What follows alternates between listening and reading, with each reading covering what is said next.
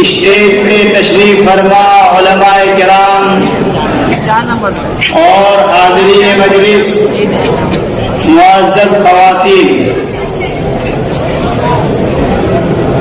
مجاہدین آزادی میں سے حضرت مولانا عبید اللہ سندھی رحمۃ اللہ علیہ، جنہوں نے اس ہندوستان کو آزاد کرانے میں حتی الامکان کوشش کی تھی، آخری عمر میں بہت پریشان نظر آتے تھے۔ ان کی بچی نے ایک دن باپ سے پوچھا کہ ابا جان، اب تو یہ ہندوستان آزاد ہونے والا ہے، انگریز جانے والا ہے، خوشی کا وقت ہے، آپ پریشان کیوں نظر آتے ہیں؟ مولانا عبید اللہ سندھی رحمۃ اللہ علیہ نے جواب دیا تھا، بیٹی، خوشی کے دن منانے سے زیادہ افسوس منانے کا دن آ رہا ہے۔ یہ انگریز ہندوستان کو ایسے لوگوں کے ہاتھ میں دے کر جانے والا ہے کہ بعد میں آنے والی نسل یہ سوچے گی کہ ہندوستان کی غلامی بہتر تھی آج کی آنے والی حکومت سے۔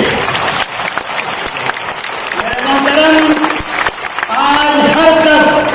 اسی بات کا نظارہ ہے کہ ہمارے بزرگوں نے، ہمارے اکابرین نے، مسلمان اور ہندو بھائیوں نے مل کر اس ہندوستان کو آزاد کرایا تھا، انگریزوں سے چھڑایا تھا۔ آج کی حکومت سی اے اے کا قانون، این پی آر کا قانون یا این آر سی کا قانون لا کر دوبارہ اس ہندوستان کو غلامیت کی طرف دھکیلنا چاہتی ہے۔ قابل مبارکباد ہے ہماری ماں اور بہنیں، جنہوں نے پورے ہندوستان کے اندر مظاہرہ اور احتجاج درج کرا کر اس بات کو ثابت کرنے کی کوشش کی ہے کہ جس طرح ہمارے اکابر نے اس ہندوستان کو آزاد کرانے میں اپنا خون اور پسینہ بہایا تھا،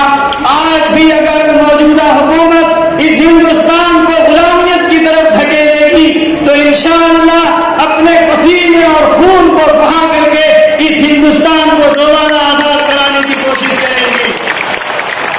میرے محترم بزرگوں اور دوستوں، یقیناً موجودہ حکومت نے جس وقت پہلی مرتبہ شپث لیا تھا، انہوں نے وعدہ کیا تھا کہ کسی قوم، کسی برادری کے اوپر ظلم زیادتی نہیں ہونے دیا جائے گا۔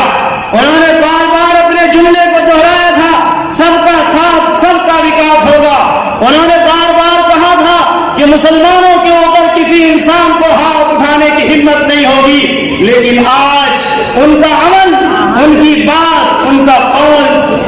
دونوں کے اندر بہت زیادہ فرق سمجھ میں آ رہا ہے۔ یقیناً ان کی نیت صاف نہیں ہے۔ اس قانون کو لا کر وہ بالخصوص مسلمانوں کے ساتھ جب تشدد اور ظلم و زیادتی کا معاملہ کرنا چاہتے ہیں۔ انشاءاللہ مسلمان وہ قوم ہے کہ جب وہ کھڑے ہوتے ہیں تو اپنا خون بہاتے ہیں، اپنا پسینہ بہاتے ہیں، لیکن پیچھے ہٹنے کی کوشش نہیں کرتے۔ آپ تاریخ جا کر کے دیکھیں کہ جب جنگ آزادی کا موقع آیا تھا، دہلی سے لے کر کے لاہور تک کوئی درخت ایسا نہیں تھا